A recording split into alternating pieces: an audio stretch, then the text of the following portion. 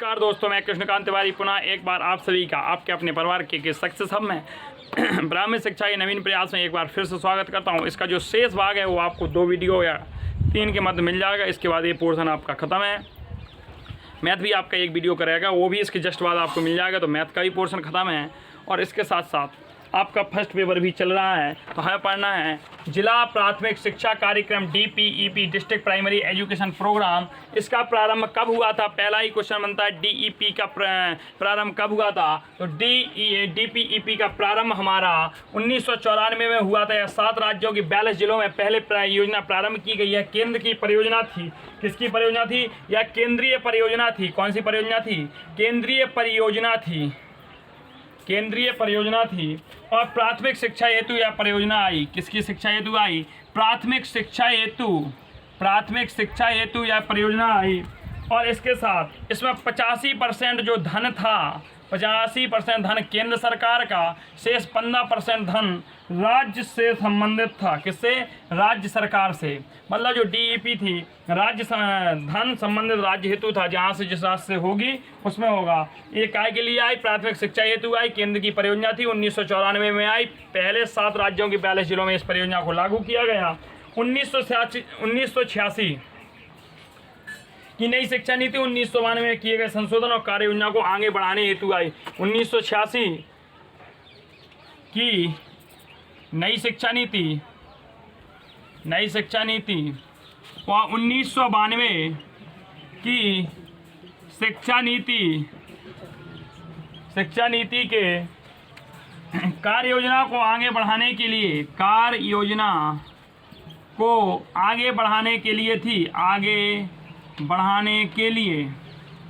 आगे हम चर्चा करते हैं DP की रणनीतियों के विषय में। DPEP इसके फुल फॉर्म की भी एक आपको वीडियो देनी है। DPEP अब आपको प्रतिदिन कम से कम 4 से 5 वीडियो मिलेगी। DPEP के कार्य क्या है हमारे? हम कार्य देख लेते हैं। पहला कार्य है प्राथमिक शिक्षा का विस्तार करना। क्या कार्य थे इसके? DPEP के कार्य, हेडिंग डालते हैं DPEP के कार्य क्या थे। तो पहला कार्य था प्राथमिक शिक्षा का प्रसार करना। उसको लिख लेते हैं हम। पहला कार्य हमारा था प्राथमिक शिक्षा का प्रसार करना।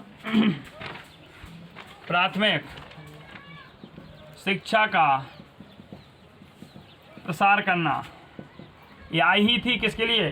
प्राथमिक शिक्षा के लिए। दूसरा था भौतिक व अकादमिक क्षेत्रों में कार्य क्षमता को बढ़ाना।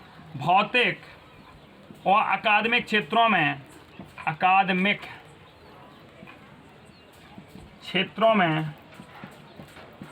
कार्य क्षमता को बढ़ाना। अगला इनका जो कार्य था वह कार्य था विद्यालयों में बच्चों का ठहराव बढ़ाना। विद्यालयों में बच्चों का ठहराव बढ़ाना व उनके हास्य अवरोध में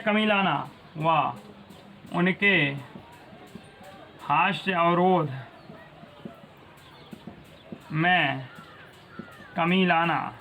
यह 2 कार्य, इनके 2 कार्य थे। पहला प्राथमिक शिक्षा का प्रसार करना, दूसरा भौतिक व अकादमिक क्षेत्रों में कार्य क्षमता को बढ़ाना, तीसरा था विद्यालयों में बच्चों का ठहराव आदि का। अब DPEP के उद्देश्य क्या थे? DPEP district primary education programme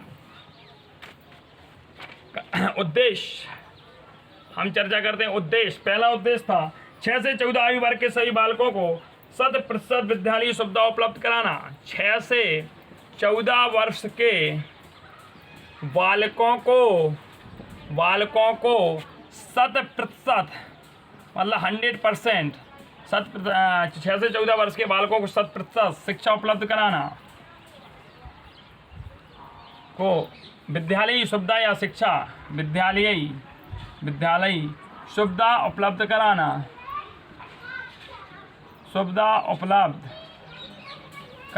अगला पॉइंट हमारा दूसरा कहता है कि सामान्य वर्ग की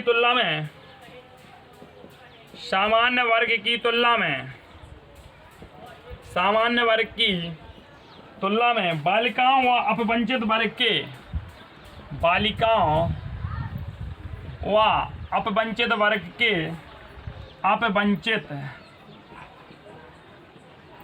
के बच्चों का वर्ग के बच्चों का विद्यालय में नामांकन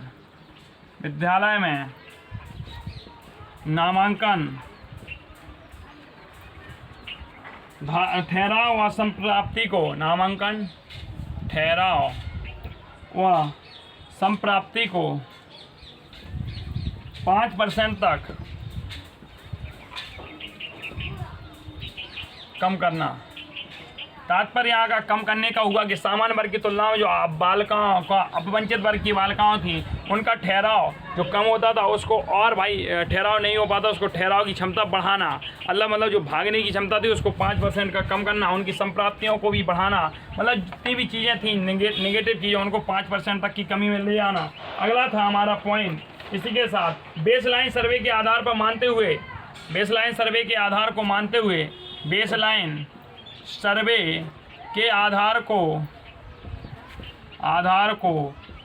हुए गणित व भाषा की संप्राप्ति स्तर में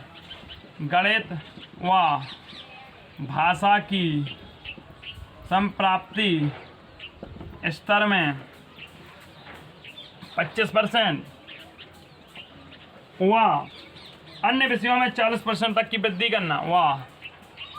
अन्य विषयों में 40% की वृद्धि करना।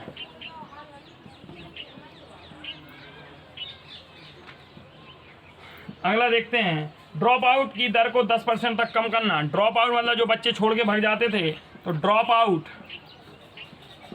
आउट की दर को 10% तक कम करना, 10% तक कम करना, ये भी एक उद्देश्य था।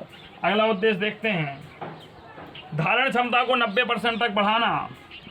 धारण क्षमता को ड्रॉप आउट की दर मतलब जो भाग जाते थे बच्चे उनको 10% तक कम करना और धारण क्षमता को 90% तक बढ़ाना। अगला पॉइंट छठवां क्या था? बॉयज गर्ल्स का सामाजिक वर्गांतर को हटाकर 5% तक कम करना। जो बॉयज गर्ल्स वह सामाजिक वर्गांतर हटाकर 5% तक कम करना। इतनी थी। इसके बाद जिला चयन मापदंड के किस जिले में यह लागू की गई, क्योंकि हमने बताया 7 राज्यों के प्रारंभ में 42 जिलों में लागू की गई, तो उन जिलों के मापदंड क्या थे? तो जिला चयन मापदंड की भी बात हम कर लेते हैं यहाँ पे शीघ्र। जिला चयन मापदंड, जिला चयन मापदंड की हम अगर बात करें तो पहला, जहाँ साक्षरता राष्ट्रीय औसत से कम है, मतलब जहाँ जो हमारा साक्षरता राष्ट्रीय औसत से कम है वहाँ पर। दूसरा, जहाँ समग्र साक्षरता अभियान सफल रहा है, जहाँ सफल साक्षरता अभियान सफल रहा है, वह फलता प्रारंभिक शिक्षा की मांग है।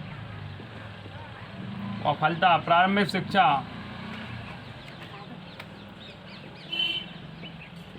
शिक्षा की मांग कम है।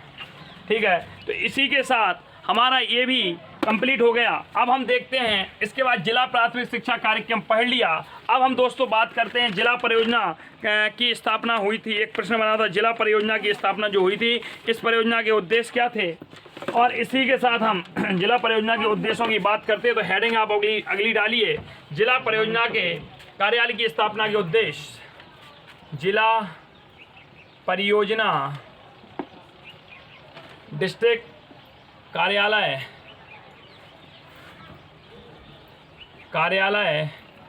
की स्थापना के उद्देश्य।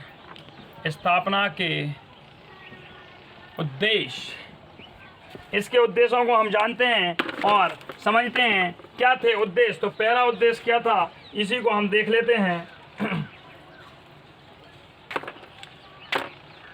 पहला उद्देश्य हमारा क्या था? शिक्षा के सार्वभौमिकरण के लक्ष्य को पूर्ण करना और जिला परियोजना का शिक्षा के सार्वभौमिकरण के लक्ष्य को, क्या भाई कोई समस्या है? ब्राइटनेस बढ़ाना थे। लक्ष्य को पूर्ण करना पहला उद्देश्य था। शिक्षा के सार्वभौमिकरण हमने आपको समझाया था, पहला ही वीडियो था इसका। उसके लक्ष्य को पूर्ण करना, बालिकाओं एवं महिलाओं का विभिन्न योजनाओं के माध्यम से बालिकाओं व महिलाओं का विभिन्न, मतलब हम योजनाएं लाएंगे, पॉलिसी लाएंगे, उनके तहत पुरुषों की समान अधिकार दिलाना। महिलाओं को विभिन्न योजनाओं के द्वारा पुरुषों के समान अधिकार दिलाना। लाइट ऑन कर दो। अधिकार दिलाना। अगला पॉइंट हम तीसरा देखते हैं। 6 से 14 वर्ष तक के आयु वर्ग के बालक एवं बालिकाएं जो विद्यालय से वंचित हैं, 6 to 14 वर्ष के बालिकाएं, गर्ल्स और बॉयज, सीधा लिखें भाई आप, गर्ल्स एंड बॉयज जो विद्यालय से वंचित हैं, उन्हें विद्यालय में प्रवेश दिलाना, उनकी समस्याओं का समाधान करना। जो वंचित हैं उनकी समस्याओं का समाधान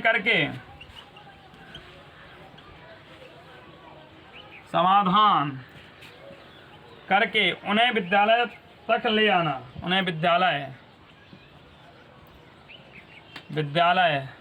तक भेजना। अगला हम चौथा पॉइंट देखते हैं। चौथा पॉइंट देखते हैं, विकलांग बच्चों को शिक्षा प्रदान करना। जो विकलांग हैं, विकलांग बच्चों को शिक्षा प्रदान करना। अगला देखें, 5वां, विद्यालयों में रुचिपूर्ण शिक्षा की व्यवस्था करना। विद्यालयों में रुचिपूर्ण शिक्षा की व्यवस्था करना। अगला हम 6वां देखते हैं, छात्रों के सर्वांगीण विकास हेतु, छात्रों के सर्वांगीण विकास हेतु जो हमारा जिला परियोजना कार्यक्रम आया था, इसकी आवश्यक सूचनाएं उपलब्ध कर लेना। आवश्यक सूचनाएं उपलब्ध कराना। अगला देखते हैं, कार्यालय द्वारा विद्यालय में उन गतिविधियों को प्रोत्साहित करना। कार्यालय द्वारा उन गतिविधियों को प्रोत्साहित करना जो सामाजिक कौशलों का विकास करती हैं, जो सामाजिक कौशलों का विकास करती हैं। अगला, कार्यालय द्वारा जीवन कौशल का विकास किया जाता था। इसके द्वारा और क्या थी? जीवन कौशल की। ये हमारे जिला परियोजना स्थापना के कार्यक्रम के उद्देश्य थे। शिक्षा के सार्वभौमिकरण के लक्ष्य को पूर्ण करना था, और दूसरा था बालक एवं बालिकाएं जो विभिन्न योजनाओं के द्वारा उन्हें हमें समानता के अधिकार पर लाना था। और जो 6 से 14 वर्ष के बालक एवं बालिकाएं विद्यालय से वंचित रह गए थे, उनकी समस्याओं का समाधान करके तथा उन्हें पुनः विद्यालय में भेजना आदि यह कार्य थे। और विकलांग बच्चों को शिक्षा प्रदान कराना भी इनका कार्य था। विद्यालय में रुचिपूर्ण शिक्षा की व्यवस्था करना भी इस योजना का मुख्य उद्देश्य था। और छात्रों के सर्वांगीण विकास हेतु आवश्यक सूचना उपलब्ध कराना। ये वह प्रश्न है जो आपको कभी कभार पूछे गए हैं, इसलिए मैं आपको वीडियो दे रहा हूँ। एक वीडियो और आएगा, आपका रेडीनेस प्रोग्राम है, एक आपका सर्व शिक्षा अभियान है, ये है। और एक UNO वाला क्वेश्चन है जो मात्र एक बार पूछा गया, हालांकि आपके सिलेबस में नहीं है। बहुत बहुत धन्यवाद आप सभी का।